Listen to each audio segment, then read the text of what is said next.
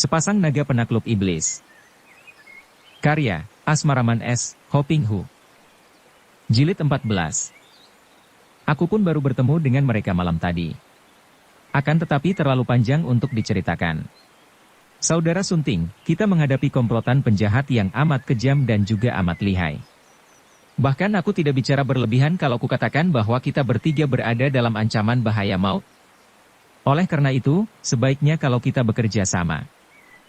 Dengan adanya engkau, aku tidak takut ancaman bahaya, hai Koko, kata gadis itu sambil tersenyum manis, seolah untuk membuktikan bahwa ia sama sekali tidak merasa takut atau ngeri mendengar ucapan pendekar itu. Kami akan merasa beruntung dapat bekerja sama denganmu, Toako, kata pula Sunting dengan sungguh hati. Dia pun mengerti bahwa setelah peristiwa dengan 5 orang penjahat tadi, tentu keselamatan dia dan adiknya terancam bahaya karena mereka telah berani menentang Poyang Sam Leong. Dan seperti juga adiknya, setelah dia menyaksikan kelihayan Pek Leong Eng, hatinya menjadi besar dan dia siap untuk membantu pendekar itu menentang gerombolan penjahat. Kalau begitu kita harus membagi tugas, kata Pek Leong Eng. Ketahuilah bahwa gerombolan penjahat ini memiliki banyak orang sakti, dan dipimpin oleh seorang di antara Kyulomo, para datuk sesat yang memiliki ilmu kepandaian hebat sekali. Oleh karena itu, untuk menghadapi mereka, aku harus mendapat bantuan seorang sahabat baikku dan aku minta agar engkau yang menyampaikan suratku kepadanya untuk mengundangnya, Saudara Sunting. Sunting mengangguk-angguk mengerti. Siapakah dia dan di mana tempat tinggalnya? Ia seorang pendekar wanita perkasa, bernama Lai Kim Chu dengan julukan Hek Leong Li, bertempat tinggal di kota Lokyang. Rumahnya di sudut barat kota, di tepi jalan raya. Rumah itu mudah dicari karena di depannya terdapat sebuah kolam ikan dengan arca besar seorang putri menunggang angsa, di tengah kolam yang penuh dengan bunga teratai. Baik, Toako. Akan kucari dan kuserahkan suratmu kepadanya, kata Sunting yang diam-diam merasa heran sekali mendengar bahwa sahabat baik pendekar itu yang hendak diajak menentang para penjahat lihai adalah seorang wanita. Pek Leong lalu membuat surat singkat dan menyerahkannya kepada Sunting sambil berkata, engkau berangkatlah sekarang juga. Biarkan Nona Qianli di sini bersamaku. Kalau pergi berdua, akan menyolok dan menarik perhatian. Pula, aku ingin Nona. Adik Qianli bersikap biasa saja, pulang ke rumah untuk memancing mereka. Jangan khawatir, aku akan melindunginya. Kakak beradik itu mengangguk, kemudian Kam Sunting lalu pergi meninggalkan mereka. Setelah kakaknya pergi, Qianli memandang kepada pendekar itu. Haiko, lalu apa yang menjadi tugasku? Berilah aku tugas karena aku pun ingin sekali membantumu. Pek Leong Eng tersenyum memandang gadis itu. Engkau pulanglah, Limoy. Engkau bersikaplah biasa agar tidak mencurigakan, dan bawalah hasil selamanmu tadi pulang, kemudian lakukan pekerjaanmu sehari-hari seperti biasa, seolah-olah tidak pernah terjadi sesuatu. Gadis itu mengerutkan alisnya dan pandang matanya yang jeli itu nampak kecewa. Akan tetapi aku ingin sekali membantumu, Haiko. Pemuda itu tersenyum ramah. Justru sikapmu yang wajar dan biasa itulah yang akan banyak membantu padaku. Akan tetapi engkau sendiri hendak kemana? Aku akan melakukan penyelidikan. Aku ikut. Jangan, Limoy. Pekerjaan ini berbahaya bukan main, dan kalau engkau pulang dan bersikap biasa, hal itu amat menolongku, Limoy. Engkau percayalah saja padaku.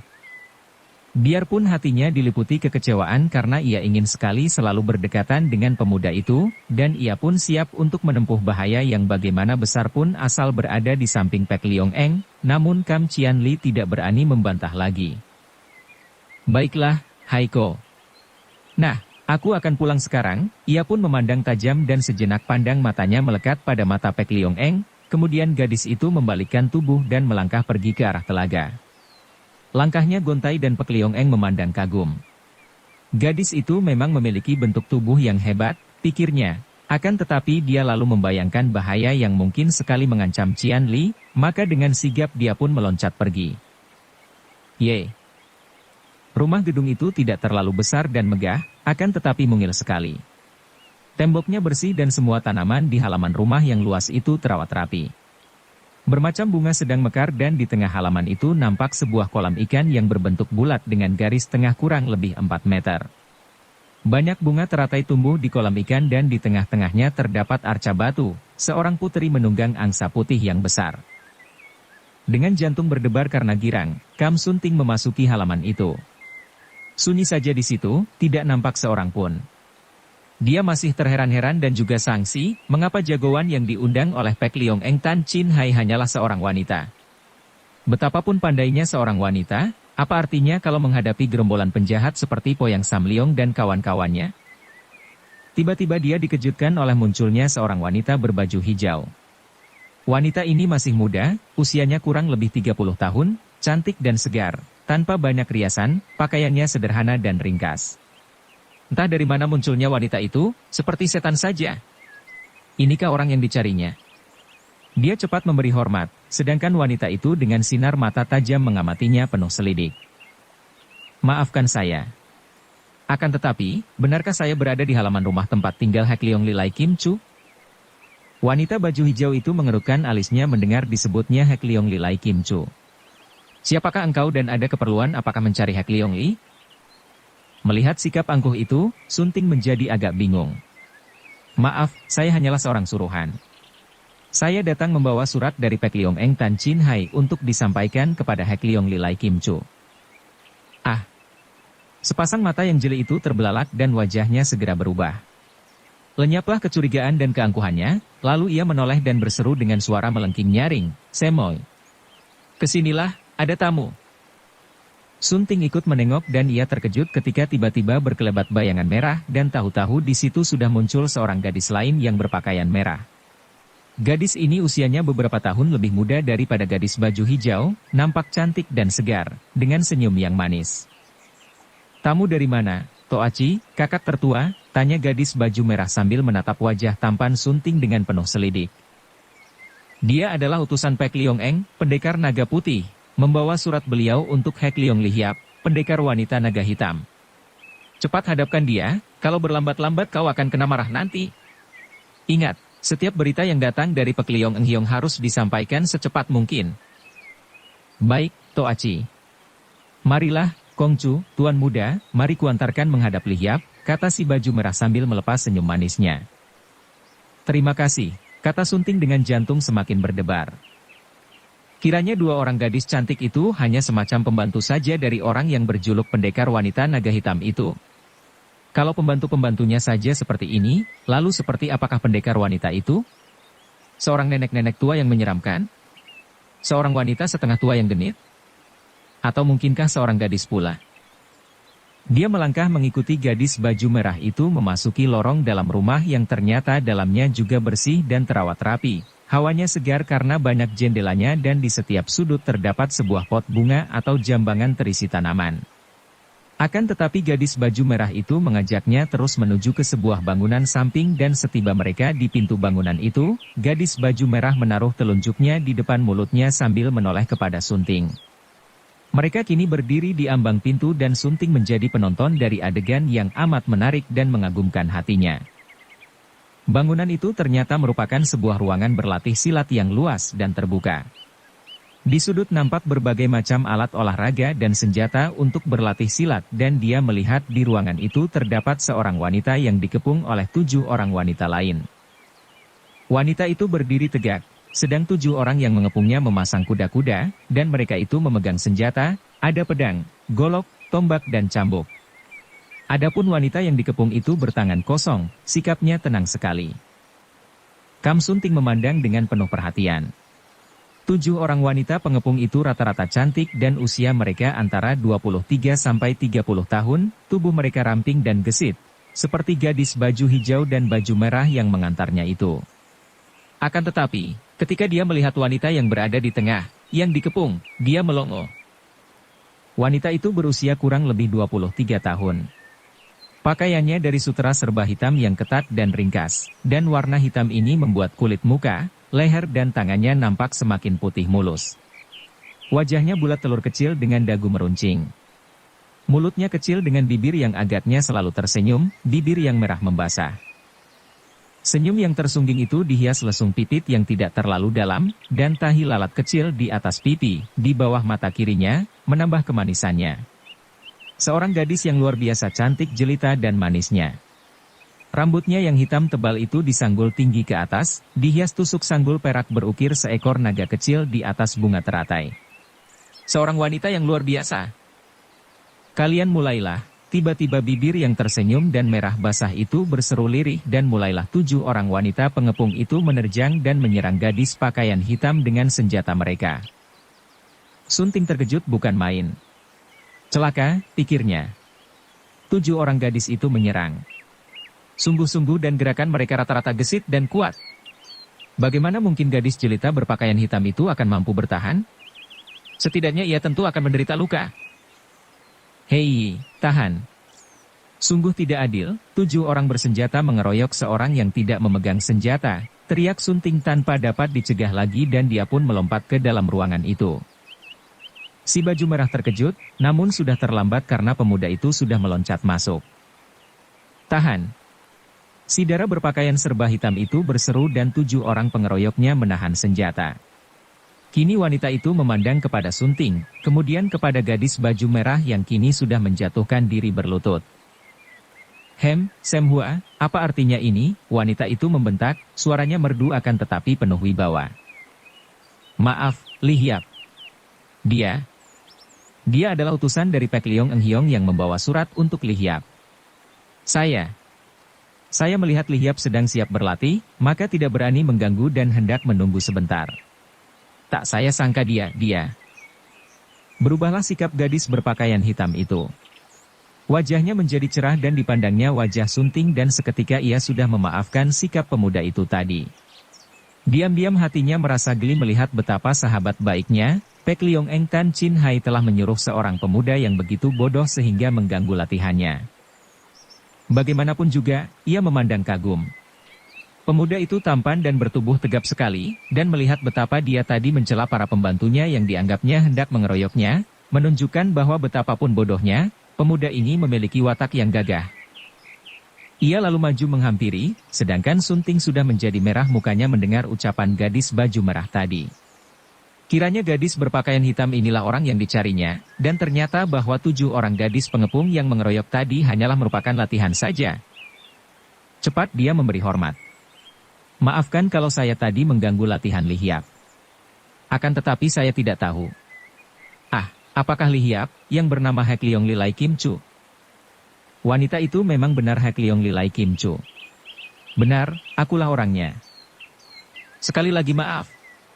Karena Haito aku, maksud saya Pek Liong Eng tidak menceritakan keadaan Lihiap, karena tergesa-gesa, maka saya tidak mengenal Lihiap dan telah bersikap lancang. Saya datang untuk menyerahkan surat ini kepada Lihiap. Dia cepat mengeluarkan surat itu dari saku bajunya. Hek Liong Li mengangguk dan tersenyum. Ternyata tidak bodoh, pikirnya dan ia merasa semakin suka kepada utusan sahabatnya itu. Ia lalu membuka surat itu dan membacanya dengan tenang. Harap engkau suka datang untuk bersamaku menghadapi Xiao Bin Chiu Kui, seorang di antara Kiulomo dengan kaki tangannya, dan membongkar rahasia patung emas. Menarik sekali, sudah banyak jatuh korban. Sampai jumpa, Pek Liong Eng. Sementara wanita itu membaca surat, Kam Sunting mengamatinya penuh perhatian dan dia menjadi semakin kagum saja. Segala-galanya pada wanita itu nampak kematangan yang mengagumkan. Memang, usianya tentu tidak akan lebih dari 23 tahun, akan tetapi sikapnya, gerak-geriknya, bentuk tubuhnya, pandang mata dan senyumnya, sungguh membayangkan kematangan seorang wanita, bagaikan setangkai bunga yang mekar sepenuhnya dan sedang harum-harumnya. Memang penilaian Sunting ini tidak jauh meleset dari kenyataannya. Wanita itu adalah seorang wanita yang sudah matang, baik ilmu silatnya, maupun kewanitaannya dan pengalamannya segudang. Ia bernama Lai Kim Chu, berusia 24 tahun dan ia dikenal sebagai Hek Liong Li, Dewi Naga Hitam. Sejak remaja putri berusia 16 tahun, ia telah menderita dengan hebat. Ayahnya seorang pembesar di Lokyang, akan tetapi ayahnya tergila-gila perjudian, melakukan korupsi dan akhirnya dia dihukum buang dan membunuh diri di tengah jalan. Adapun Lai Kim Chu sendiri, oleh ayahnya telah dijual atau untuk pembayaran hutang kepada Pangeran Choan Siuong di Lokyang. Lai Kim Chu diperkosa, ia mengamuk dan akhirnya dijual oleh pangeran yang marah itu ke rumah pelacuran. Di rumah pelacuran ini Kim Chu disiksa dan dipaksa untuk menjadi pelacur, melayani belasan orang laki-laki.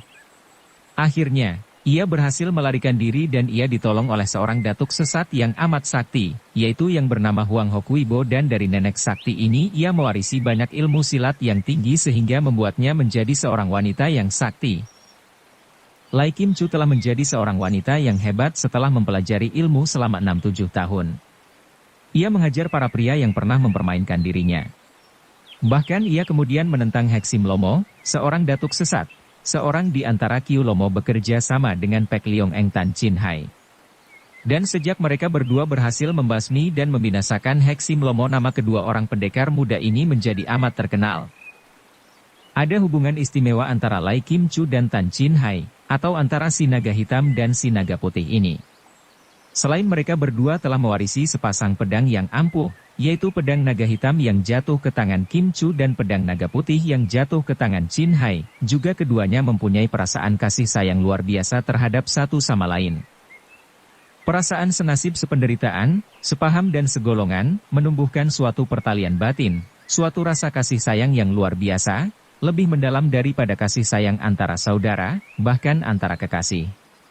Namun, keduanya tidak pernah membiarkan diri melangkah lebih dekat, tidak membiarkan nafsu berahi memasuki perasaan kasih di antara mereka, karena mereka khawatir bahwa sekali nafsu berahi masuk dan mereka menjadi kekasih, maka pertalian batin yang penuh kesetiakawanan dan senasib itu akan menjadi berubah atau luntur.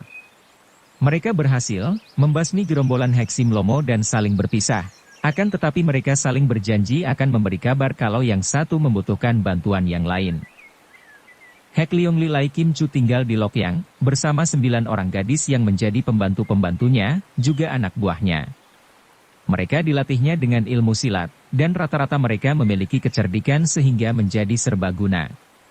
Di Lokyang dan sekitarnya, ia terkenal sebagai Hek Liong Li dan biarpun ia tidak mengangkat diri menjadi seorang pendekar, namun nama besarnya membuat para tokoh jahat menjadi gentar dan Lokyang dan sekitarnya menjadi aman karena tidak ada penjahat berani bermain gila di wilayah yang dipengaruhi nama Hek Liong Li.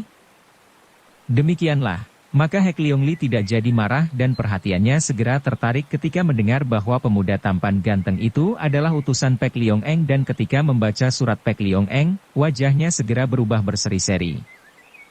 Bekerja sama lagi dengan Pek Liong Eng menghadapi musuh-musuh tangguh.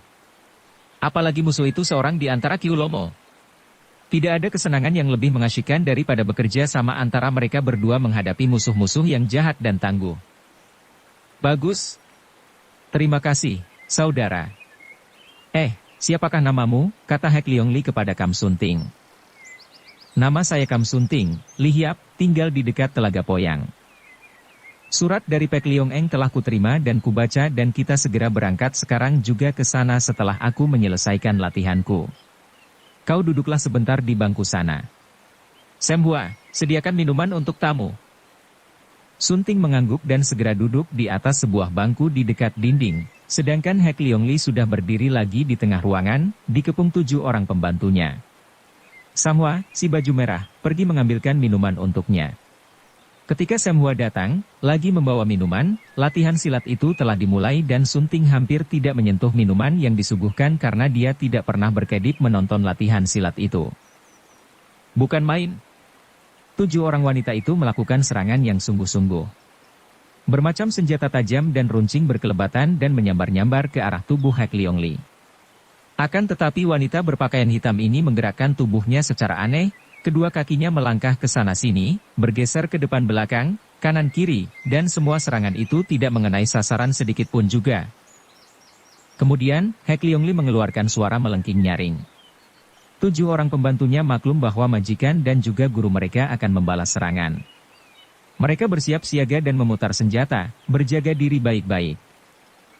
Namun, tiba-tiba tubuh Hek Liong Li berkelebatan dan lenyap. Hanya nampak bayangan hitam berkelebatan ke sana-sini dan nampak seorang demi seorang para pengeroyok itu terhuyung. Senjata mereka terpental dan dalam waktu sebentar saja, mereka semua telah terhuyung atau terlempar dan semua senjata terlepas dari tangan. Hek Liong Li menghentikan gerakannya. Ada sedikit keringat di dahinya yang putih mulus, akan tetapi pernapasannya biasa saja, hanya dada yang membusung itu agak naik turun bergelombang. Sunting masih bengong. Alangkah indahnya gerakan tubuh Hek Leong Li tadi, pikirnya. Seolah-olah dia dapat melihat otot-otot halus bergerak-gerak hidup di bawah pakaian hitam ketat itu, dan dari gerakan halus itu, dari kedua tangan yang lembut itu, agaknya memancar kekuatan yang luar biasa. Akhirnya, ketika wanita itu tersenyum kepadanya, mukanya berubah merah sekali. Dan dia tadi bersikap gagah-gagahan mencegah 7 orang itu mengeroyok Hek Leong Li. Betapa lucunya, betapa memalukan. Untuk menutupi rasa malunya, dia pun lalu bertepuk tangan memuji. Karena lupa bahwa dia masih memegang cawan arak, maka ada arak tertumpah menimpa celananya sehingga dia semakin tersipu. 7 orang pembantu itu keluar setelah memungut senjata masing-masing. Kini Hek Leong Li berdua saja dengan Sunting. Wanita itu masih tersenyum geli. Saudara Kam Sunting, minumlah araknya. Ah, terima kasih, Li Hiap. Latihan tadi sungguh hebat sekali. Ah, engkau terlalu memuji. Bukankah engkau seringkali melihat Pek Leong Eng berlatih silat dan tentu latihannya lebih hebat lagi? Sunting menggeleng kepalanya. Sayang sekali tidak begitu, Li Hiap. Terus terang saja, saya dan adik saya baru saja berkenalan dengan Pek Leong Eng dan saya tidak sempat menyaksikan kelihayan ilmu silatnya. Saya dan adik saya adalah penyelam di Telaga Poyang, mencari batu-batu berharga yang menjadi mata pencaharian kami, ketika kami diserang orang jahat dan ditolong oleh Pek Leong Eng. Dengan singkat Sunting menceritakan peristiwa itu. Hek Leong Li mendengarkan penuh perhatian. Mendengar akan tewasnya seorang Huishio dan seorang Tosu di hutan, serangan terhadap kakak beradik itu, ia pun menjadi tertarik sekali. Ia mengamati pemuda itu dari kepala sampai ke kaki. Ganteng dan bertubuh kokoh kuat. Bagaimanapun juga, tentu engkau jauh lebih pandai daripada aku kalau berada di air. Sunting tersenyum dan nampak deretan giginya yang bagus dan bersih, juga kuat. Ah, menyelam dan renang adalah pekerjaan kami sejak kami masih kecil, Li Hiap. Akan tetapi mengenai ilmu silat, kami kakak beradik hanya diajar sedikit saja oleh mendiang ayah kami. Hal itu masih harus dibuktikan kelak. Mari kita berangkat, saudara Kam Sunting. Kita berkuda saja agar dapat cepat tiba di sana. Ia pun bertepuk tangan dan 2 orang pelayan atau pembantunya muncul.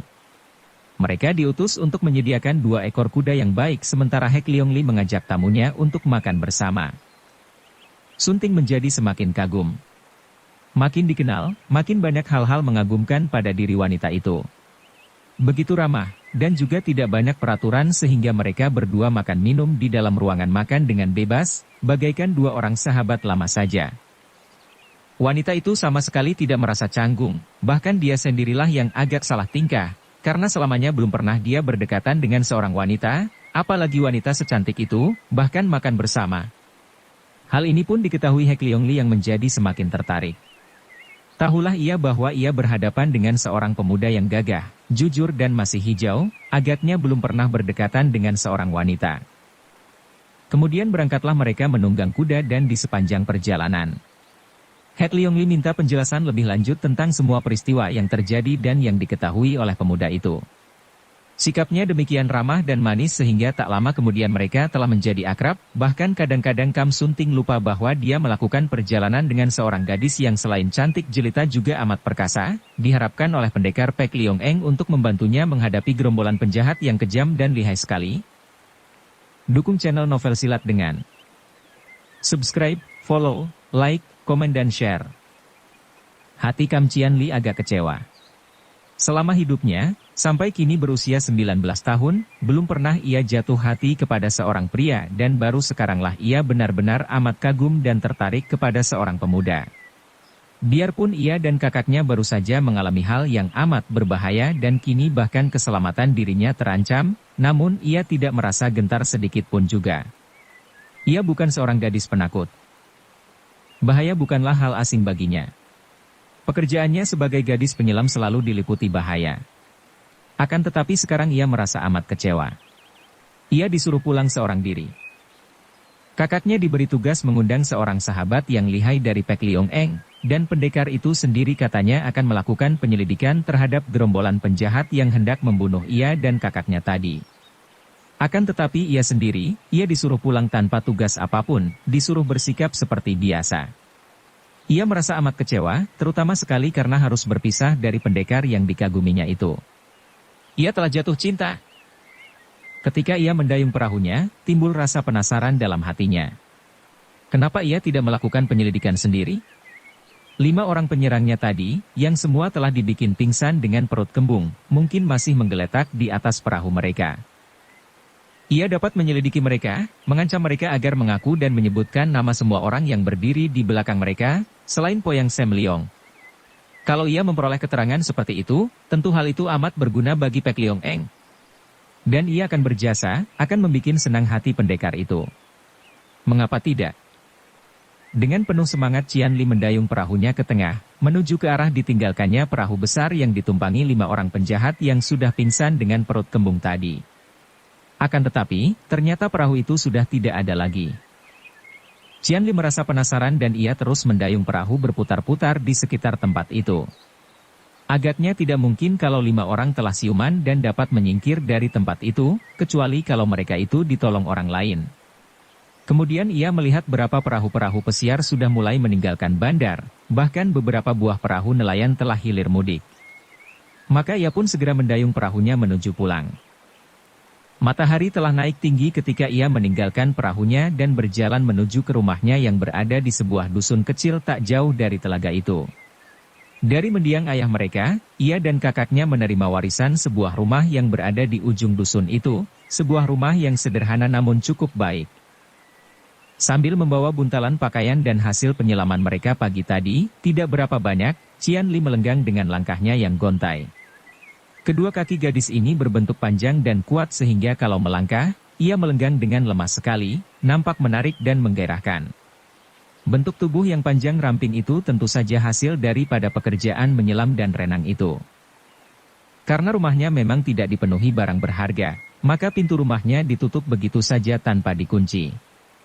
Ia mendorong daun pintu rumahnya dan melangkah masuk. Dengan hati masih kecewa, ia melemparkan buntalan pakaian dan batu hasil penyelaman itu ke atas meja, lalu memasuki kamarnya untuk membuka jendela. Rumah mereka mempunyai 2 buah kamar, sebuah untuknya dan sebuah lagi untuk kakaknya. Begitu ia masuk ke dalam kamarnya, tiba-tiba ia menjerit kecil dan matanya terbelalak, mukanya berubah pucat sekali. Seorang laki-laki tinggi besar yang berhidung besar telah berada di dalam kamarnya, dan orang itu menyeringai kepadanya. Mukanya demikian menyeramkan, dengan hidung besar, mata melotot dan gigi yang besar-besar nampak ketika dia menyeringai. Yang membuat ia terkejut adalah karena ia mengenal orang ini sebagai seorang di antara 5 penjahat tadi, bahkan si hidung besar ini agaknya yang menjadi pemimpin para penjahat tadi. Hihihi, Nona manis, engkau baru datang. Sudah kesal aku menunggumu. Hehehe.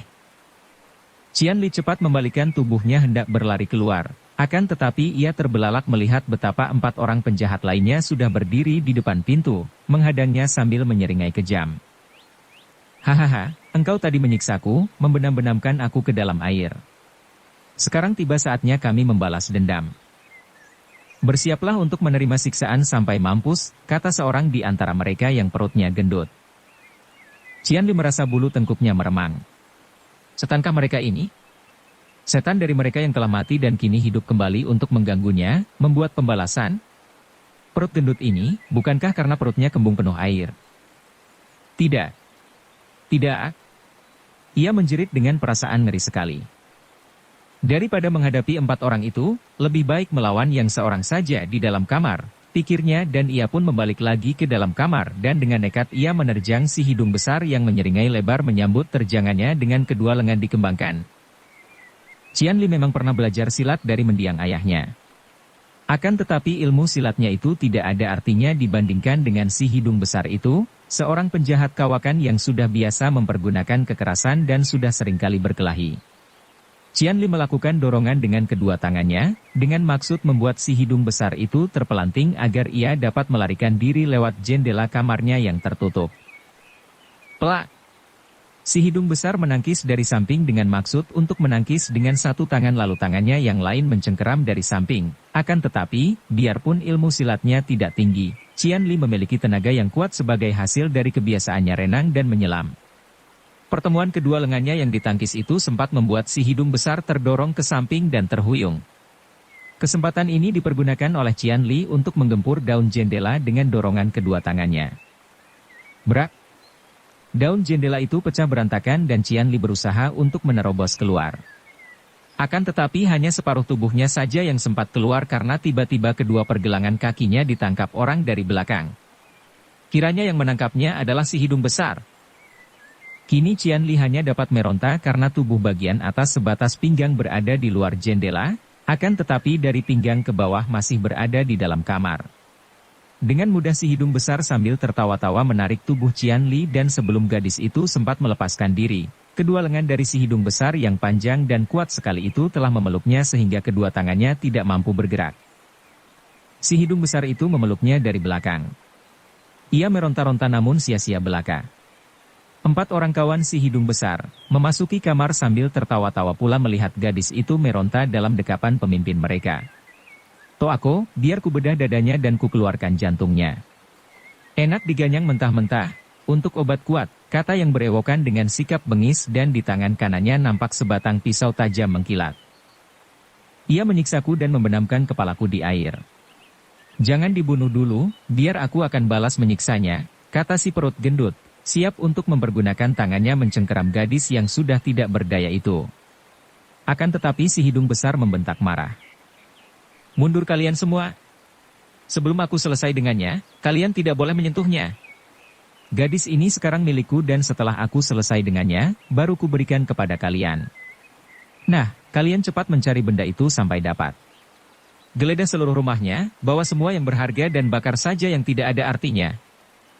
4 orang itu tidak berani membantah dan mereka pun keluar dari kamar itu, meninggalkan si hidung besar berdua saja dengan gadis yang masih meronta-ronta dengan sia-sia dalam rangkulannya yang seperti dekapan seekor beruang itu.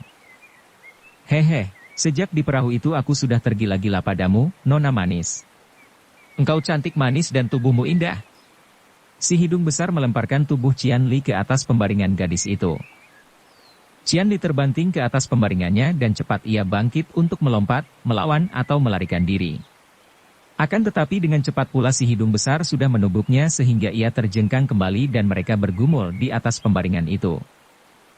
Qianli melawan sekuat tenaga, meronta dan sekali ini berkat pekerjaannya berenang dan menyelam, ia tertolong. Tubuhnya telah menjadi kuat dan licin, dengan menggeliat-geliat ia selalu mampu menghindar sehingga biarpun pakaiannya sudah robek di sana-sini, namun si hidung besar tidak mampu menghimpitnya, bahkan beberapa kali Qianli berhasil mencakar, menampar bahkan menggigitnya. Akhirnya si hidung besar menjadi marah dan penasaran bukan main. Tubuhnya sakit-sakit karena ulah gadis itu dan agaknya sampai habis tenaganya, akan sukar ia menundukkan gadis yang seperti seekor kuda betina liar ini, atau seekor anak harimau yang mengamuk. Dia melompat ke samping dan dicabutnya golok besarnya yang tadi dia taruh di atas meja. Golok yang amat tajam itu kini menempel di leher Qianli, dan si hidung besar menghardik. "Hayo diam dan jangan bergerak. Kalau engkau tidak mau menyerahkan diri, terpaksa akan kusembelih kau." Disinilah letak kesalahan perhitungan si hidung besar. Dia mengira bahwa gadis ini sama seperti para korbannya yang sudah-sudah, yaitu merupakan seorang wanita yang takut mati dan akan menyerah bulat-bulat karena takut mati. Akan tetapi, Qianli bukan seorang gadis penakut. Baginya, lebih baik ia mati daripada harus menyerahkan kehormatannya tanpa melawan mati-matian. Melihat golok tajam itu menempel di lehernya dan si hidung besar mengancam, tiba-tiba saja ia bergerak ke depan dan kaki kanannya menendang sekuat tenaga. Yang diarahnya adalah bawah pusar. Akan tetapi si hidung besar sempat menarik tubuh ke belakang. "Bu!" Yang kena tendang adalah perutnya yang gendut. Hampir dia terjengkang, dan perutnya terasa nyeri juga. Kemarahannya memuncak dan semua nafsu berahinya terbang entah kemana, terganti nafsu amarah dan kebencian yang hanya akan mereda kalau dia sudah melihat darah tersembur dari tubuh yang sekarat. "Perempuan keparat! Mampuslah!" Bentaknya dan kini goloknya menyambar ganas ke arah leher Qianli. "Tuh!" Golok itu terlepas dari pegangan si hidung besar dan jatuh ke atas lantai ketika sebuah tangan menangkis pergelangan lengan si hidung besar dari samping. Kemudian, tangan itu dilanjutkan dengan sebuah tamparan dan si hidung besar terpelanting dan terbanting keras. "Hai Koko!" Qianli berseru girang sekali melihat munculnya pendekar muda berpakaian putih itu. Biar ku bereskan yang lain, kata Pek Liong sambil berkelebat keluar dari kamar itu. Akan tetapi, hanya seorang penjahat lagi saja yang dia robohkan karena 3 orang yang lain sudah melarikan diri, dan bagian belakang rumah itu sudah terbakar. Pek Liong memadamkan kebakaran itu sebelum dia kembali ke kamar Qian Li dan matanya terbelalak melihat betapa tubuh si hidung besar itu telah menjadi mayat dan sebatang golok besar masih menancap dalam sekali di dadanya. Qian Li berdiri di sudut kamar itu dengan termenung. "Limoy," Pek Liong berseru, "apa yang kau lakukan ini?" Qian Li sadar dan terisak menangis. "Kubunuh dia. Dia terlalu jahat. Ah, kalau engkau tidak segera datang." Pek Liong menarik napas panjang. "Sudahlah, Limoy. Mungkin memang sudah tiba saatnya dia harus menebus kejahatannya dengan kematian. Akan tetapi, sekarang engkau harus meninggalkan rumah ini karena mereka tentu tidak akan tinggal diam." Tapi kemana aku harus pergi? Untuk sementara kita tinggal di rumah penginapan saja. Kita berdua. Gadis itu mengerling dan wajahnya berubah kemerahan, akan tetapi mulutnya tersenyum. "Ya, kita berdua. Mulai sekarang aku harus selalu melindungimu." Senyum itu melebar. "Benarkah, Haiko? Engkau tidak akan meninggalkan aku lagi seperti tadi? Tadi pun aku diam-diam membayangimu, adik manis. Memang engkau sengaja kujadikan umpan agar mereka datang. Tidak tahunya mereka sudah menunggumu di dalam rumahmu, sungguh hal yang tidak kusangka-sangka. Untung aku tidak terlambat dan melihat ketika mereka membakar rumahmu. Kalau begitu, mari kita ke kota Haiko. Tentu saja kita akan menggunakan 2 buah kamar, Limoy, sebuah untukmu dan sebuah untukku." Gadis itu diam saja, akan tetapi senyumnya berubah masam. Ia sendiri merasa heran mengapa perasaannya menjadi demikian tak tahu malu, ingin sekamar dengan pendekar itu dan hatinya merasa kecewa mendengar bahwa mereka akan menggunakan 2 buah kamar. Teringat akan ini, wajahnya menjadi semakin merah. Mereka lalu meninggalkan perkampungan itu tanpa dilihat orang, pada saat para penghuni dusun lari berdatangan melihat rumah kakak beradik itu kebakaran bagian belakangnya. Mereka lalu memadamkan sisa api dan memeriksa ke dalam. Akan tetapi, mereka terheran-heran melihat bahwa rumah itu kosong, kakak beradik penyelam batu itu tidak ada dan mereka hanya menemukan keadaan kamar yang berserakan. Mereka tidak tahu bahwa baru saja seorang tinggi besar memondong sesosok mayat melarikan diri dari rumah itu. Dia adalah penjahat yang tadi dirobohkan Pek Liong. Penjahat ini menemukan mayat si hidung besar dan melarikan mayat itu tanpa diketahui orang. Pek Liong mengajak Qian Li pergi ke Telaga Poyang.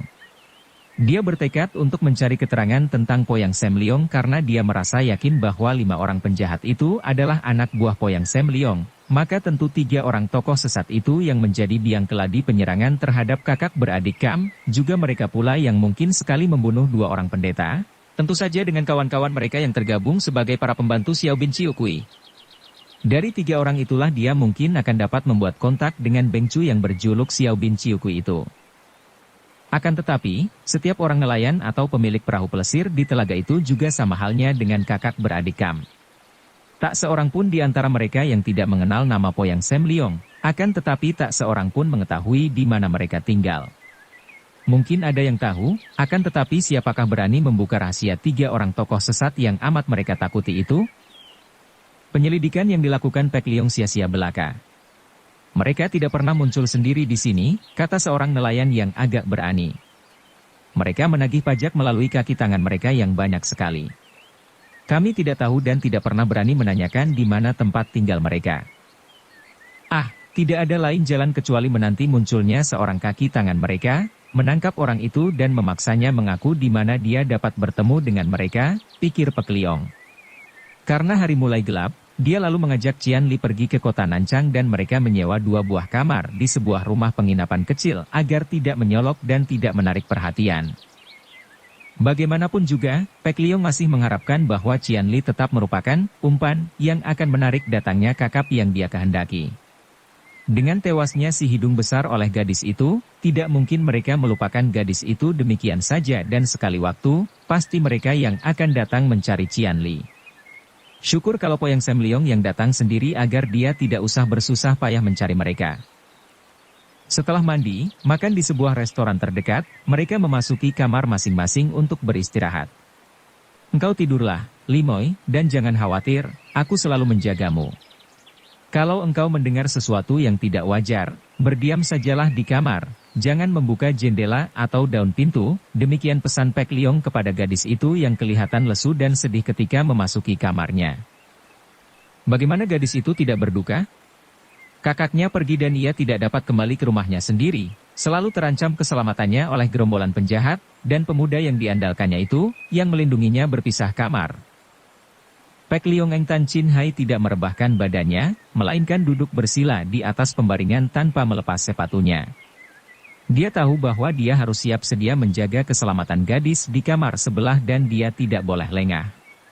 Dengan duduk bersila, dia dapat melepaskan lelah, akan tetapi juga sekaligus dapat berjaga-jaga karena biarpun dia beristirahat, namun pendengarannya menjadi peka dan kalau ada suara yang tidak wajar sedikit saja pasti akan terdengar olehnya dan membuat dia sadar. Menjelang tengah malam, dia membuka kedua matanya. Telinganya mendengar suara langkah kaki di luar kamarnya. Cepat dia turun dari pembaringan dan mendekati jendela. Daun jendela itu hanya dia tutup begitu saja, tidak dipalang agar memudahkan dia keluar kalau perlu. Kini dia mendorong sedikit kedua daun pintu sehingga terdapat kerenggangan di antara dua buah daun pintu itu. Kamarnya gelap, maka dia dapat mengintai keluar di mana terdapat lampu gantung. Pek Liong menggigit giginya dengan gemas ketika dia mengenal 4 orang laki-laki tinggi besar berada di luar kamar Qian Li. Mereka adalah 4 orang penjahat yang tadi telah menyerbu rumah gadis itu. Betapa beraninya mereka itu. Betapa keras kepala dan dia harus memberi hajaran yang keras sekarang, menangkap mereka atau seorang di antara mereka untuk dipaksa mengaku di mana dia dapat bertemu dengan Poyang Sam Liong. Jelas bahwa mereka itu datang untuk mengganggu Qian Li. Kasihan gadis itu. Tidak perlu dibikin kaget lagi, biarkan ia tidur nyenyak, demikian pikir Pek Liong dan sekali dorong, daun jendela terbuka dan di lain saat dia sudah meloncat keluar dari dalam kamarnya.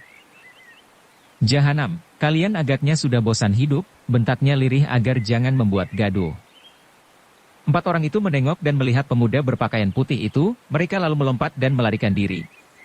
Pek Liong tersenyum dan melakukan pengejaran. Memang dia ingin menggertak mereka agar pergi dari situ dan dia akan menghajar mereka di tempat sunyi, bukan di rumah penginapan itu yang akan mengejutkan semua orang, termasuk Qian Li. Dia tidak ingin menjadi pusat perhatian orang. Seperti yang diharapkannya, 4 orang tinggi besar itu melarikan diri keluar kota. Untung pada malam itu udara bersih, bulan bersinar terang sehingga dia dapat terus membayangi 4 orang itu. Dia sudah cukup berhati-hati. Karena maklum bahwa dia bermain dengan api yang besar, dan setiap saat ada bahaya mengancam, maka sejak meninggalkan rumah Qian Li, dia selalu meninggalkan tanda rahasia sebagai jejaknya. Siapa tahu, Hek Liong Li mungkin akan membutuhkan tanda-tanda itu. 4 orang itu membelok memasuki pekarangan sebuah kuil tua yang tidak dipergunakan lagi. Kuil itu besar dan kuno, namun kotor karena memang sudah tidak terawat dan tidak dipergunakan, merupakan bangunan kuno peninggalan sejarah. Ketika Pek Liong tiba di pekarangan kuil kuno itu, 4 orang yang dibayanginya telah memasuki kuil. Selagi dia mengamati ke arah kuil dengan hati-hati, tiba-tiba dari kanan kiri bermunculan 7 orang dan mereka itu bukan lain adalah 4 orang penjahat tadi, kini ditambah dengan 3 orang yang tubuhnya lebih besar daripada mereka berempat. 3 orang ini dapat disebut sebagai raksasa-raksasa yang menyeramkan. Mereka bertiga berdiri di depan pintu kuil dan seorang di antara mereka, yang mukanya penuh cambang bauk dan berewok, berseru kepada 4 orang penjahat untuk menyerang. 4 orang itu dengan penuh semangat sudah menggerakkan senjata di tangan mereka, ada yang memegang pedang, ada yang memegang golok dan ada pula yang membawa ruyung besi. Dari 4 jurusan, mereka membacok dan menusuk ke arah Pek Liong. Namun, Pek Liong Eng sudah waspada. Gerakan mereka itu tidak ada artinya baginya, mereka hanya mengandalkan tenaga otot saja. Dengan amat mudahnya, dia mengelak dari sambaran senjata itu, kemudian dengan gerakan amat cepat, dia sudah berkelebatan ke 4 penjuru dan 4 orang pengeroyok itu terpelanting roboh terkena tamparan dan tendangannya. Sekali ini, mereka roboh pingsan, ada yang menderita tulang patah dan luka dalam yang cukup membuat mereka selama beberapa hari tidak akan dapat berkelahi lagi. Melihat ini, 3 orang raksasa itu menjadi marah. Bagus, kiranya engkau memiliki kepandaian lumayan juga, orang muda. Pantas saja engkau berani menentang kami, kata si berewok. Mereka kini maju menghadapi Pek Liong dan pemuda ini memandang kepada mereka penuh perhatian. Sinar bulan cukup terang untuk dapat mengamati wajah mereka. Seorang di antara mereka yang berewok itu memegang sebatang golok gergaji yang besar dan mengerikan. Orang kedua berkepala botak dan memegang sebatang pedang pendek. Adapun orang ketiga yang menyeringai dan memperlihatkan mulut ompong, memegang sebatang rantai baja. Ketiganya tinggi besar dan usia mereka kurang lebih 40 tahun. Apakah kalian ini yang berjuluk Poyang Sam Liong? Tanya Pek Liong dengan sikap tenang. Benar sekali. Kamilah Poyang Sam Liong. Namaku Po Aseng, ini adikku Po Aleng dan itu adikku Po Ateng. Engkau siapa, orang muda, dan mengapa engkau membela kakak beradik penyelam itu dan berani menentang kami di wilayah kami sendiri? Namaku Tan Chin Hai. Tentu saja aku menentang setiap perbuatan busuk dan jahat. Kakak beradik kami itu tidak berdosa, mengapa kalian hendak membunuh mereka? Dan mengapa pula Tiong Tosu dan Yong Huesio itu dibunuh? Bukankah kalian juga ikut campur dalam pembunuhan itu? Bukankah kalian disuruh oleh majikan kalian, yaitu Beng Chu yang berjuluk Xiao Bin Chiu Kui? Hayo katakan terus terang, atau aku akan memaksa kalian mengaku.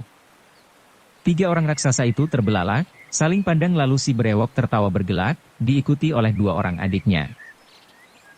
Kiranya engkau sudah tahu terlampau banyak, karena itu engkau harus mampus. Engkau hendak memaksa kami mengaku? Hahaha, alangkah lucunya. Seekor cacing hendak menggertak 3 ekor naga. 3 orang raksasa itu kini mengepung dalam bentuk segitiga, senjata mereka siap di tangan. Pek Liong Eng maklum bahwa kini para pengepungnya tidak boleh disamakan dengan 4 orang tadi. Mereka ini telah membuat nama besar di Poyang dan tentu mereka telah memiliki ilmu kepandaian yang cukup tinggi.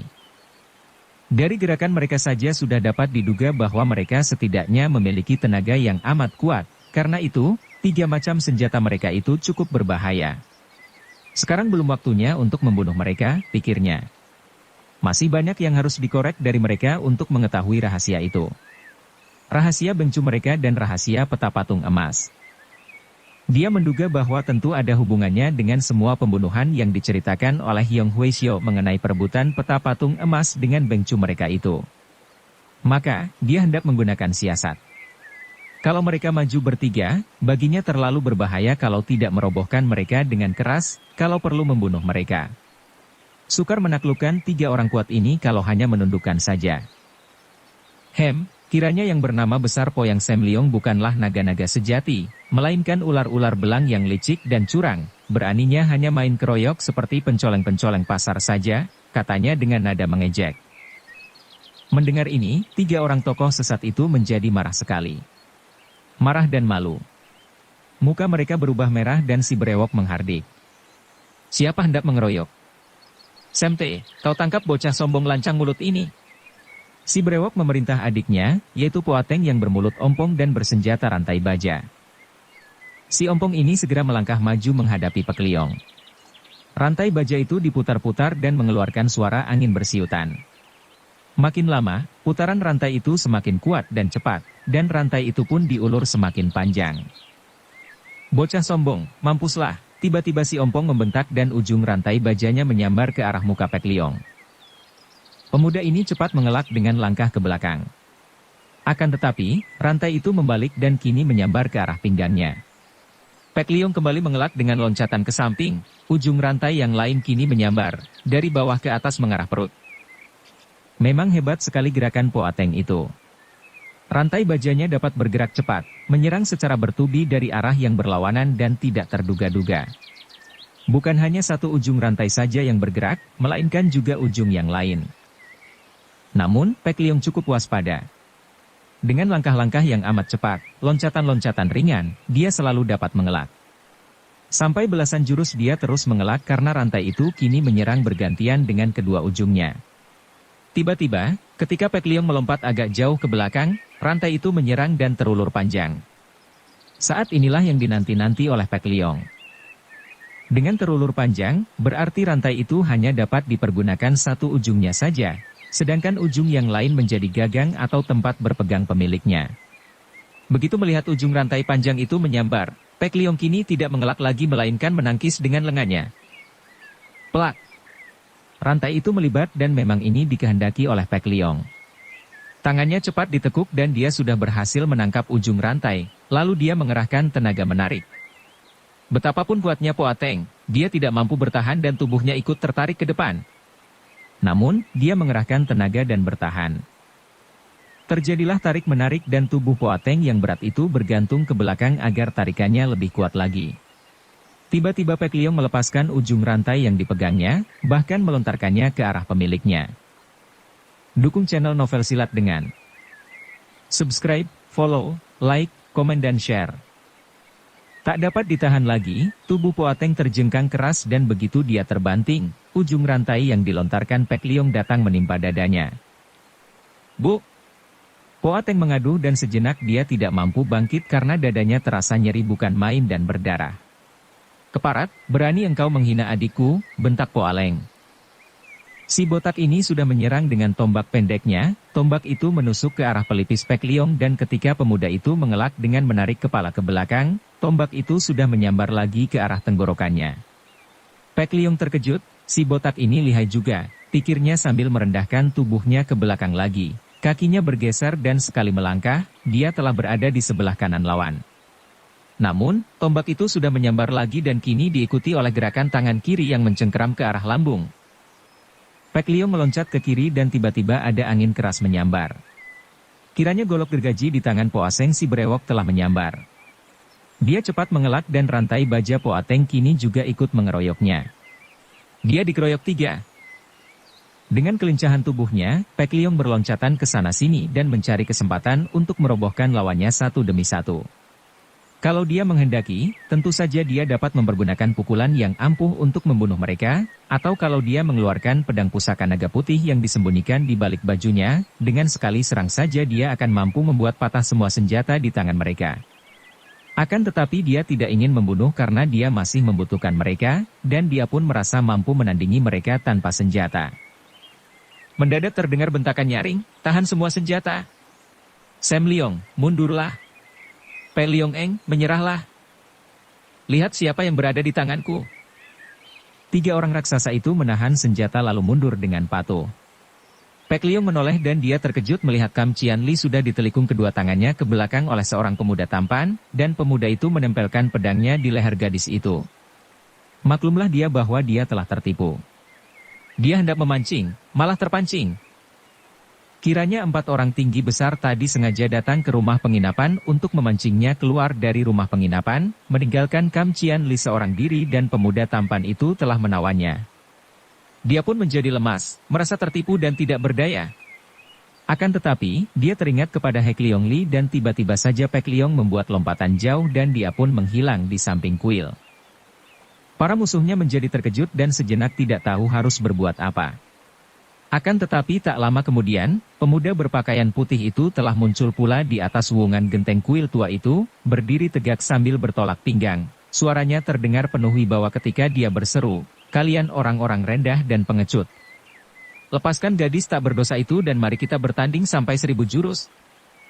Poyang Sam Liong diam saja, juga 4 orang pembantunya yang tadi dipukul roboh oleh Pek Liong dan kini sudah bangkit kembali, hanya berdiri dan tidak banyak cakap. Pemuda yang menawan Cian Li itulah yang menjawab setelah tertawa mengejek.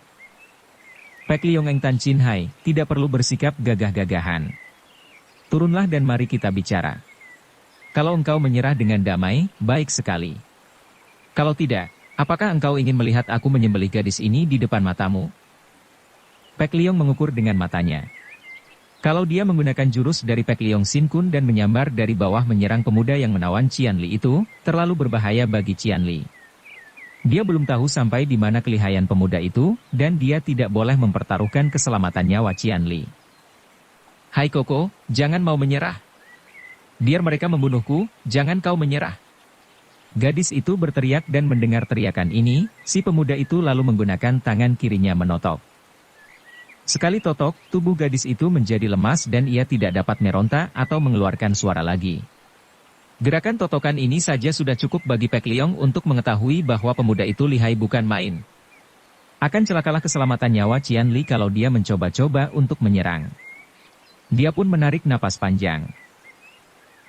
Sobat. Engkau lihai akan tetapi licik dan curang bukan main. Baiklah, aku akan turun dan bicara denganmu. Dia pun melayang turun ke depan pemuda itu dan keduanya kini saling berhadapan dan saling pandang dengan penuh perhatian. Pek Liong tidak mengenal pemuda itu. Seorang pemuda yang tidak begitu muda lagi, sedikitnya tentu ada 35 tahun usianya. Wajahnya tampan, matanya tajam dan senyumnya genit. Pakaiannya, sungguh aneh sekali, juga serba putih seperti pakaiannya sendiri. Hanya bedanya, kalau pakaiannya yang putih itu terbuat dari kain yang kuat dan kasar, berpotongan sederhana saja, sebaliknya pakaian putih pemuda itu terbuat dari sutera halus dan disulam. Sobat, engkau sudah mengenalku, akan tetapi aku belum pernah bertemu denganmu dan belum mengetahui siapakah engkau ini, dan mengapa pula engkau mempergunakan akal busuk ini untuk memaksa aku menyerah, tanya Pek Liong dengan senyum mengejek. Orang itu mengamatinya dan ada sinar kagum membayang di matanya. Sungguh mengagumkan sekali. Kukira yang berjuluk Pek Liong Eng adalah seorang yang sudah matang dan sudah cukup umur. Kiranya seorang pemuda yang belum dewasa benar. Pek Liong Eng, aku bernama Chiong Koan dan orang menyebut aku Pek I Kong Chu, tuan muda pakaian putih. Ah, kiranya murid Kunlun Pai yang murtad itu? Pek Liong berseru karena dia sudah pernah mendengar nama ini. Seorang Kongcu, yang curang dan tidak pantas disebut Kongcu, juga wataknya amat hitam walaupun pakaiannya dari sutera putih. Sepasang alis yang tebal hitam itu berkerut dan mata itu kini memancarkan kemarahan. Cukup, Pek Liong Eng. Engkau menyerah dengan damai atau harus kubunuh dulu gadis ini? Tahu bahwa orang itu marah dan menjadi berbahaya sekali bagi keselamatan Qian Li, Pek Liong lalu menarik napas panjang kembali. Baiklah, aku menyerah. Akan tetapi, apa artinya semua ini? Aku berkenalan dengan Tiong Tosu dan Yong Hueshio, dan kalian membunuh mereka tanpa sebab. Kemudian, aku berkenalan dengan gadis penyelam itu dan kalian juga berusaha membunuhnya. Ada apakah di balik semua permainan kotor ini? Pertanyaan ini diajukan dengan suara penasaran seolah-olah dia memang merasa penasaran sekali. Kini Pek I Kong Chu Chiong Koan tersenyum mengejek. Tidak perlu banyak cakap. Engkau menyerah saja, membiarkan kedua tanganmu dibelenggu dan engkau bersama gadis ini akan kami hadapkan kepada Beng Chu. Di sana baru engkau boleh bicara. Tugas kami hanya menawan kalian berdua. Qian Li memandang pemuda yang dikaguminya itu. Wajahnya pucat sekali, matanya terbelalak seperti mata kelinci yang dicengkeram harimau. Mata itu indah sekali, Pek Liong masih sempat kagum. Dan gadis itu menggeleng-geleng kepalanya kepada Pek Liong, seolah-olah hendak memintanya agar dia tidak mau menyerah. Akan tetapi, kalau dia tidak menyerah, belum tentu dia akan mampu menyelamatkan Qian Li, pikir Pek Liong. Pula, kiranya hanya dengan jalan menyerahkan diri saja dia akan dapat menyelidiki dengan baik untuk membongkar rahasia mereka. Baiklah, aku menyerah. Tapi, dia nampak meragu karena tiba-tiba dia teringat bahwa pedang naga putih berada di balik jubahnya. Kalau dia menyerahkan diri, sudah pasti sekali orang-orang sesat itu akan merampasnya dan hal ini amatlah berbahaya. Nanti dulu, aku khawatir, jangan-jangan kalian ini bertindak curang. Biar aku memberitahu dulu kawanku sehingga kalau kalian curang dan membunuh aku dan Nona Kam Qian Li, kawanku itu yang akan membalas dendam dan menumpas kalian. Setelah berkata demikian, tiba-tiba saja dia meloncat jauh dan dalam beberapa detik saja bayangannya lenyap dari situ. Tentu saja Pek I Kong Chu Chiong Koan menjadi terkejut, akan tetapi dia pun menjadi ragu-ragu karena tidak dapat menduga apa yang sesungguhnya dikehendaki oleh Pek Liong Eng yang dia tahu amat lihai itu.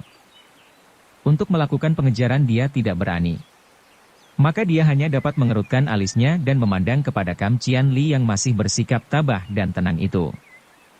Nona, kebohongan dan akal busuk apakah yang sedang dilakukan oleh Pek Liong Eng itu? Gadis itu tersenyum mengejek. Pek Liong Eng tidak pernah berbohong dan tidak pernah menggunakan akal busuk. Kalau dia mengatakan mempunyai kawan baik, hal itu memang benar. Kawan-kawannya adalah bangsa malaikat dan dewa yang tentu kelak akan menumpas kalian kalau kalian bertindak curang. Tentu saja Pek I Kong Chu bukan seorang bodoh dan tahyul yang mudah saja digertak dan dibohongi. Akan tetapi sebelum dia bicara lagi, tiba-tiba terdengar suara Pek Liong Eng. Ucapan Nona Kam Qian Li memang benar. Dan muncullah Pek Liong Eng yang tersenyum-senyum. Pek I Kong Chu memandang penuh perhatian, akan tetapi tidak melihat perubahan apapun pada diri pendekar itu yang dapat dicurigai. Tentu saja dia tidak tahu bahwa sebatang pedang pusaka ampuh yang tadinya tersembunyi di balik jubah, kini telah tidak ada lagi. Nah, aku menyerah dan cepat bawa kami menghadap pemimpin kalian, kata Pek Liong Eng Tan Chin Hai sambil menjulurkan kedua lengannya ke depan. Pek I Kong Chu memberi isyarat kepada Poyang Sam Leong yang menjadi pembantunya, belenggu kedua lengannya, satukan dengan gadis ini, katanya. Karena memang sudah diatur terlebih dahulu, mereka sudah mempersiapkan pula sebuah rantai panjang yang kuat dan di ujung rantai itu terdapat belenggu-belenggu yang kuat pula. Tanpa melawan, Tan Chin Hai membiarkan kedua pergelangannya yang disatukan itu dibelenggu, kemudian belenggu di ujung rantai yang lain dipergunakan membelenggu kedua tangan Qian Li. Gadis itu sama sekali tidak kelihatan takut, bahkan ia tersenyum girang ketika ia berdiri berdampingan dengan Pek Liong Eng. Rantai itu menyatukan mereka, membuat mereka tak dapat saling berpisah jauh dan selalu berdampingan, seperti sepasang pengantin. Pek Liong Eng sendiri sampai merasa heran sekali melihat gadis manis itu tersenyum-senyum demikian gembiranya. Setelah melihat Pek Liong Eng dibelenggu, Ciong Koan sendiri lalu menggeledah dan memeriksa tubuh Pek Liong Eng untuk mencari senjata yang disembunyikan. Akan tetapi dia tidak menemukan apa-apa dan diam-diam Pek Liong Eng merasa bersyukur bahwa pada saat terakhir dia teringat kepada pedang pusakanya dan masih sempat mengelabuhi mereka dan menyimpan senjata itu di tempat persembunyian yang hanya dia sendiri mengetahuinya. Haha, orang Shi Ciong. Kalau engkau mencari uang dan emas, engkau tidak akan mendapatkannya padaku. Pek Liong berkata sambil tersenyum mengejek. Wajah Pek I Kong Chu Ciong Koan menjadi kemerahan. Ucapan itu sama dengan mengatakan bahwa dia adalah seorang yang suka mencopet atau merampas barang orang. Dia dianggap sebagai seorang penjahat pasar yang kecil saja. Akan tetapi, dia tidak mampu membalas karena bagaimanapun juga, kemenangannya, sekali ini adalah kemenangan yang tidak boleh dibanggakan.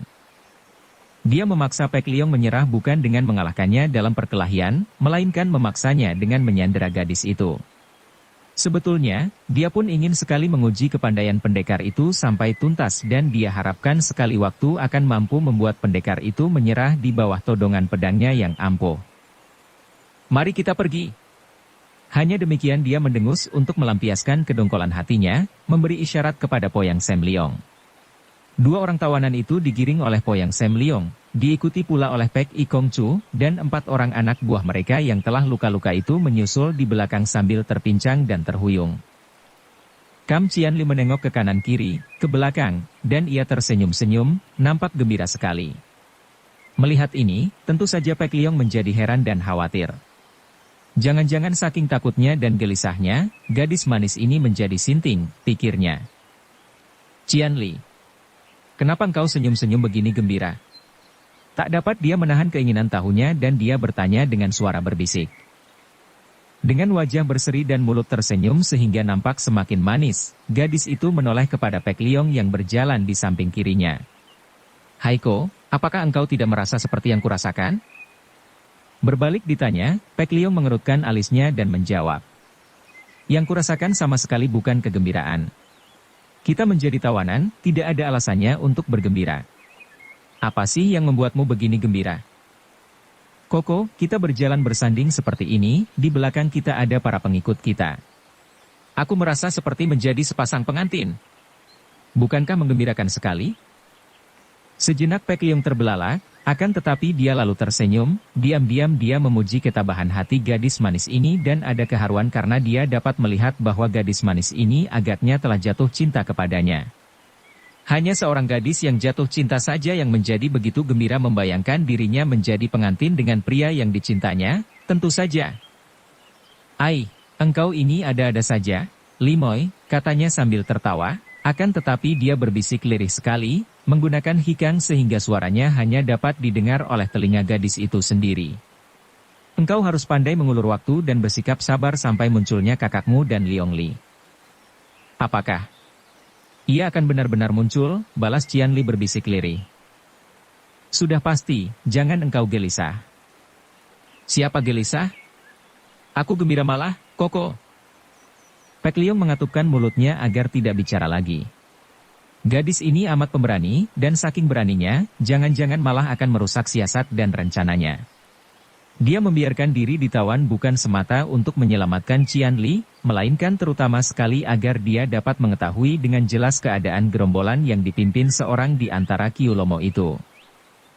Dia tahu bahwa dia telah melakukan permainan berbahaya, mempertaruhkan nyawanya. Andai kata dia tidak mengatur rencana siasat, tidak merasa yakin bahwa tentu Hek Liongli akan muncul, tentu dia tidak akan melakukan permainan gila ini. Menyerah kepada seorang datuk sesat seperti Xiao Bin Ciukui yang baru dikenal namanya saja, seorang di antara datuk-datuk besar Kyulomo, sungguh merupakan suatu kenekatan dan nyawanya berada dalam ancaman bahaya. Setelah mereka tiba di kaki Bukit Merak, tidak jauh dari Telaga Poyang, Pek Ikong Chu Ciongkoan menyuruh Poyang Sam Leong untuk mengikatkan kain hitam di depan mata kedua orang tawanan itu. Selanjutnya, Po Ateng, orang ketiga dari Poyang Sam Leong memegang rantai di antara dua orang tawanan dan dengan demikian menarik dan menuntun mereka yang tidak dapat melihat itu untuk mendaki Bukit Merak. Biarpun kedua matanya ditutupi kain hitam dan dia sama sekali tidak dapat melihat, namun diam-diam Pek Leong memperhatikan jalan yang dilaluinya, tanjakan-tanjakannya, macam tanah yang diinjaknya, baru tumbuh-tumbuhan di kanan kirinya dan mencatat semua itu dalam ingatannya. Dia tahu bahwa mereka melalui tebing jurang sebanyak 5 kali, memasuki hutan cemara 2 kali, hutan pohon-pohon liar 2 kali dan menyeberang sungai kecil 2 kali. Juga dia dapat mengetahui dari pendengarannya yang tajam bahwa ada 5 lapis penjagaan sebelum mereka akhirnya tiba di depan rumah besar yang menjadi tempat tinggal Xiao Bin Ciukui. Penutup mata hitam itu baru dibuka setelah mereka memasuki sebuah ruangan. Biarpun mereka berada di dalam ruangan, ketika tutup mata itu dibuka, Pek Leong dan Qianli mengejap-ngejapkan kedua mata beberapa kali sebelum mampu membukanya karena ruangan itu masih terlalu terang bagi mata mereka yang untuk beberapa lamanya tadi ditutup kain hitam. Mereka merasa silau melihat cahaya matahari masuk ruangan itu melalui jendela-jendela ruangan yang dibuka lebar. Pek Leong mengamati ruangan itu. Mereka berada di sebuah ruangan yang luas sekali, dan tidak banyak perabot terdapat di situ. Tentu sebuah lian butia, ruangan bermain silat, pikir Pek Leong, melihat adanya sebuah rak besar terisi bermacam senjata di sudut ruangan. Dia dan Qianli berdiri berdekatan, dan mereka menghadapi beberapa orang yang duduk di atas kursi-kursi berjajar, dengan meja di depan mereka. Banyak cawan dan beberapa guci arak berada di atas meja. Sepasang mata Pek Leong mengamati orang-orang itu satu demi satu. Mula-mula pandang matanya bertemu dengan pandang mata kekanak-kanakan dari seorang laki-laki berusia kurang lebih 50 tahun. Tubuhnya gendut sekali, dan bentuknya pendek sehingga nampaknya bulat seperti bola. Kepalanya yang botak gundul itu juga bulat seperti bola. Mukanya lucu, seperti muka kanak-kanak yang lugu dan murni, selalu tersenyum. Kalau tidak melihat sinar matanya yang kadang-kadang mencorong kejam itu, tentu orang akan merasa heran melihat orang yang kelihatan begitu baik budi, berada di sarang gerombolan penjahat itu. Pek Leong tidak pernah mengenal orang ini dan sama sekali tidak tahu bahwa justru orang berwajah kekanak-kanakan itulah dia Xiao Bin Ciukui, seorang di antara Kyulomo. Orang keduanya yang duduk di sebelah kanan si gendut itu adalah seorang wanita cantik manis yang tubuhnya menggiurkan, matanya genit penuh daya pikat, mulutnya dengan bibir yang merah basah dan rongga mulut merah, deretan gigi putih dan ujung lidah merah jambu yang kadang-kadang menjilat bibir itu penuh gairah. Pakaiannya juga pesolek indah, tangan kiri mengebut-ngebutkan sebuah kipas bulu yang indah. Wanita berusia kurang lebih 30 tahun ini memandang kepada Pek Leong dengan sinar mata penuh gairah dan bibir tersenyum manis. Ialah Toksim Niochu Lui Chin Si dan Pek Leong diam-diam dapat menduga siapa adanya wanita cantik ini. Ia pernah mendengar tentang iblis betina ini, apalagi melihat kipas bola itu, ia pun menduga bahwa mungkin wanita yang belum pernah dijumpainya inilah yang berjuluk Toksim Niochu itu. Ketika dia bertemu pandang dengan Lim Kui Saikong, dia pun segera dapat menduga siapa adanya kakek berusia 60 tahun yang bertubuh tinggi besar dengan muka persegi seperti muka singa, penuh cambang bau, matanya lebar, pakaian serba hitam ini. Maka diam-diam dia mencatat dalam hatinya. Dia sudah mendengar akan kelihayan Toksim Niochu, juga Lim Kui Saikong dan di samping kedua orang ini, di situ masih ada Pek Ikong Chu yang tentu amat lihai pula, yang dibantu oleh Poyang Sam Leong yang biarpun tidaklah selihai tokoh-tokoh sesat ini namun harus diperhitungkan pula karena 3 orang raksasa itu amat kejam dan bertenaga besar. Dan di samping Pek Ikong Chu Ciongkoan, masih ada pula seorang pria tinggi kurus yang kulit mukanya hitam, mukanya yang buruk bengis itu dingin seperti topeng dan usianya 45 tahun. Dia tidak tahu siapa orang ini, namun dapat menduga tentu lihai pula mengingat dia duduk pula di situ, sejajar dengan yang lain. Biarpun belum pernah mengenalnya, dengan mudah Pek Liong Eng dapat menduga siapa adanya Xiao bin Ciukui. Siapa lagi kalau bukan si gendut bundar itu, pikirnya. Dia sudah pernah mendengar tentang keadaan diri datuk besar ini, namun setelah kini berhadapan, dia diam-diam merasa terkejut dan heran.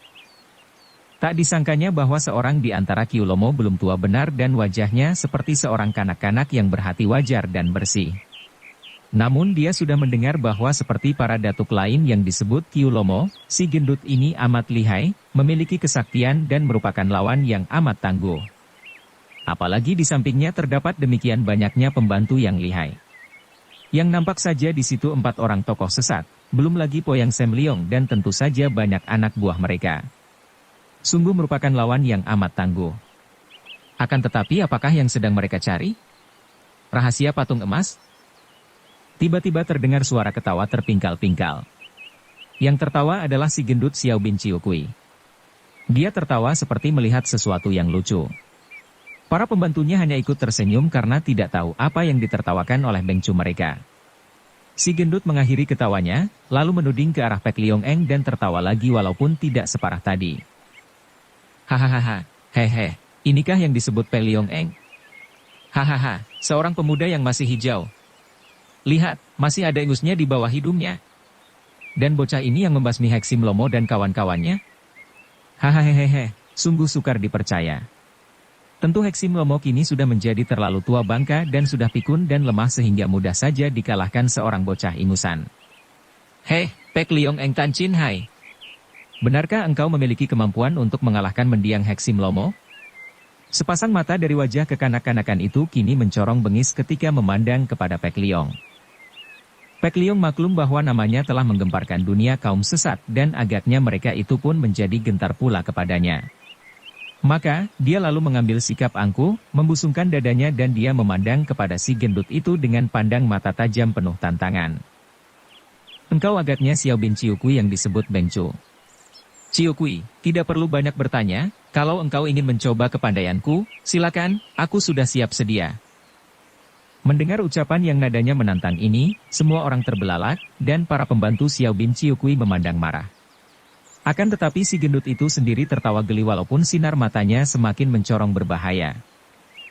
Qian Li kagum bukan main kepada Pek Liong. Ia tentu saja merasa gelisah dan takut, akan tetapi karena di dekatnya ada Pek Liong, semua rasa takut lenyap dan darah ini bahkan merasa berbahagia sekali bahwa ia dapat menghadapi pengalaman berbahaya itu berdua dengan Pek Liong. Hai Koko, engkau sungguh hebat, katanya tanpa mengecilkan suaranya, tidak peduli bahwa semua orang mendengarnya. Aku berani bertaruh seekor babi muda bahwa engkau yang akan keluar sebagai pemenang. Melihat sikap yang luar biasa tabahnya dari gadis itu, Pek Liong juga kagum. Gadis ini tidak berapa hebat kepandaiannya, namun memiliki keberanian yang mengagumkan. Padahal, ketika pertama kali bertemu dia melihat gadis ini tidaklah begitu tabah. Limoy, apakah engkau mempunyai babi? Tanyanya, berkelakar, untuk mempertahankan wibawanya sebagai seorang tawanan yang lain, yang sama sekali tidak takut bahkan menantang pimpinan gerombolan. Tentu saja aku mempunyai peliharaan seekor babi muda, dan belasan ekor ayam dan... celaka, siapa yang akan memberi makan mereka? Babiku dan ayam-ayamku tentu mati kelaparan. Mereka ini sungguh jahat, menyebabkan babi dan semua ayamku kelaparan. Bersambung ke jilid 15. Dukung kami dengan subscribe, follow, like, komen dan share. Terima kasih.